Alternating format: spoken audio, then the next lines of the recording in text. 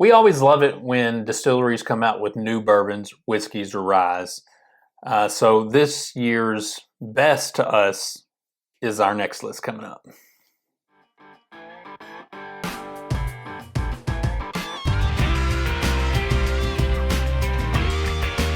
Welcome back to another edition of Bourbon Kingdom. I'm David. And I'm Zach. And today we're going to talk about best new whiskeys for 2023. So these are, in theory, either new brands, new labels, whatever, from either established distilleries or brand new distilleries. There's one of them, I don't technically know when it released, but it's new to us, so I'm counting it. Which is fine. You all can tell us we're wrong. We love it. We love to be wrong. So that's true. But go ahead and put in the comments below, and also hit that like, subscribe, notifications button on what was some of your favorite new bottles you got this year, or favorite brand new releases to 2023. So the first one we're going to talk about, and this is the one I'm pretty sure came out this year, but if I'm wrong, I apologize. It's K-Luke. Now this is the batch 3. At least the release of it came out this year. Hey, that is true. But I had never gotten one until we went to Pours in the Park. Yeah, we got this from Pours in the Park. Is this the one we got from Pours in the Park? Yeah, this is the one we got from Blake. From Blake. Yep. Shout out to Blake. Thank you. He's our boy. Yeah. Love him. And so anyways, we got this one up there. It was the first time I ever had it. I'd heard of it, and I had heard good things at the time, but I'd never tried it before.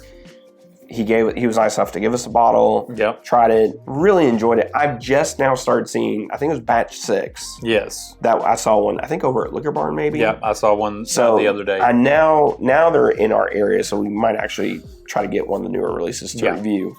But I found it really enjoyable. You know, at first I'm always kind of like, when somebody's like, hey, we got a new craft brand that we just love, blah, blah. I always like, be like, okay, I want to see if it was like, what is it, or try it, or whatever. Yeah. We've tried a couple of these different batches now, and really, really enjoy them. Yeah, I thoroughly enjoy these. There's, again, when a brand comes out of nowhere, you just never can tell. But this one has been a good brand for us to try, and I've enjoyed this one too, for sure. I agree. Yeah. All right, and then the next one, this might be a little bit more complicated too, but it is what it is. I'm just throwing the Exceptional series in there.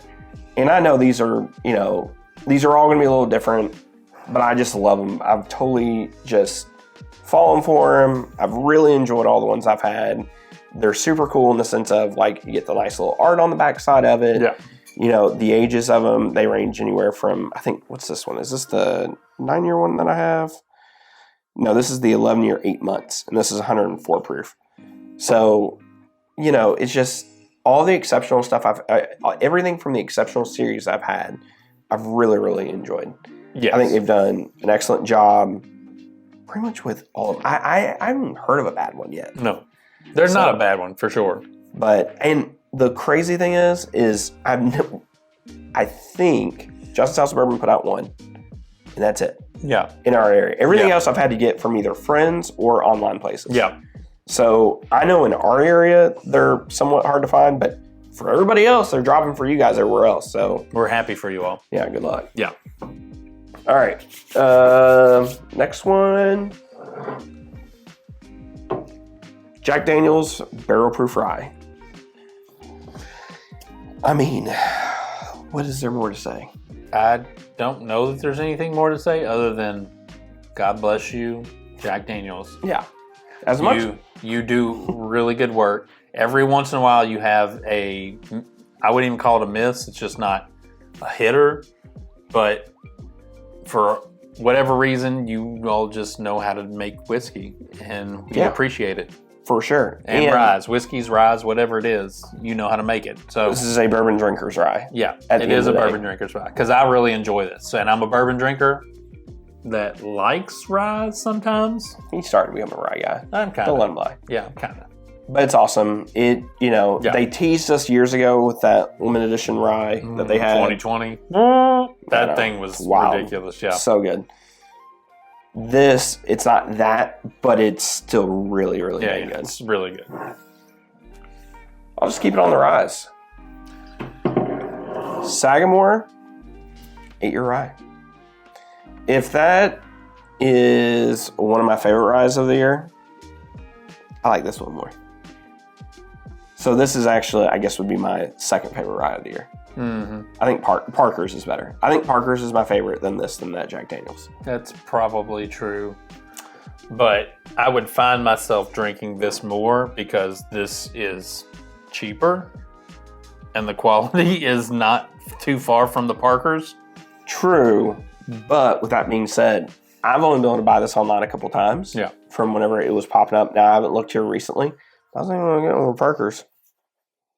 Yeah, you might have a couple Parkers over there. Let's see. No, you don't have any over there.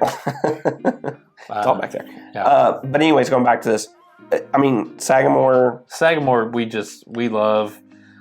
If we can keep screaming their name at the top of our lungs, I think we will.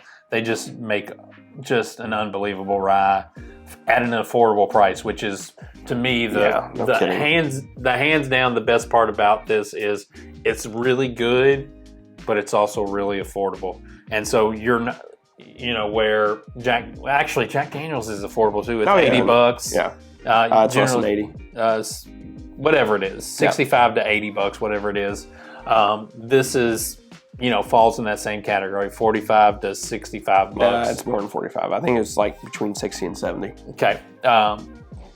I've seen it a couple times, a little bit cheaper. Not this specific one, but I'm sure that this is because this one's a little more special. Mm-hmm. But generally the Sagamores or whatever. But anyway, like the availability of this and just the ability to drink a good quality rye in Sagamore, like I scream it at the top of my lungs. Yeah.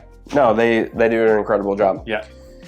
Man, I don't even know which one I want to. It doesn't matter. I want to pick. Yeah. I know, right? Yeah. I figured you'd save the other one for last. Cellar age. Like, listen, Maker's Mark, you all killed it with this.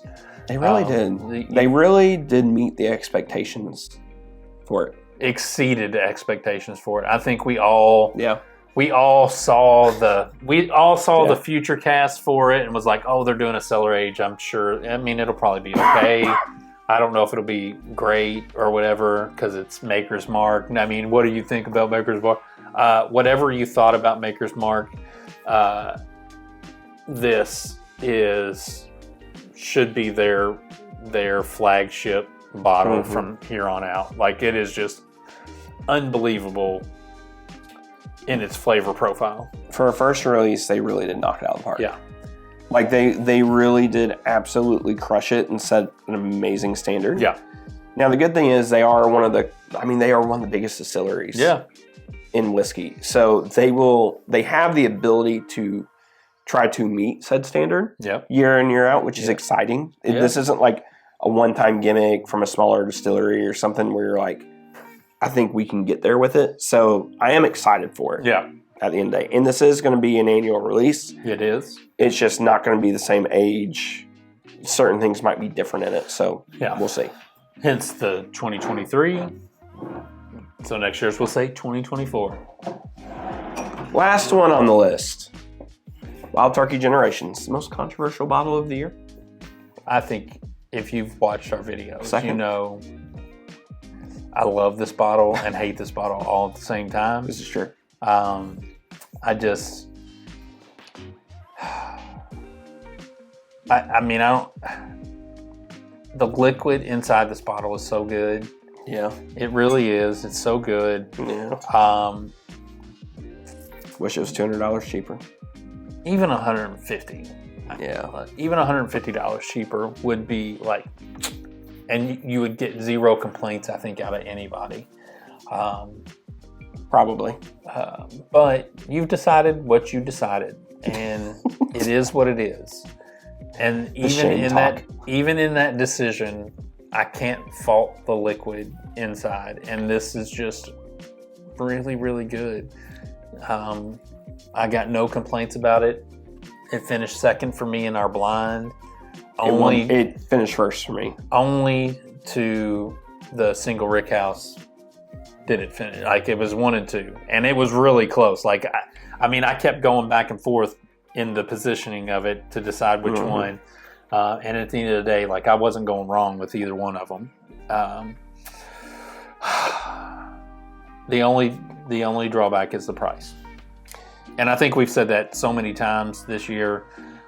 In the times that we've talked about this generations, the only downside to this is the price. That's actually a really good point. That is really the only downside to this bottle is the price. I mean, it's incredible for it being a special release for Wild Turkey. Like, they did this to honor the Russells, and there's not going to be a whole lot of these kind of like special type of releases out there. This is going to be ultimately, this bottle will be sought after years to come. Yeah.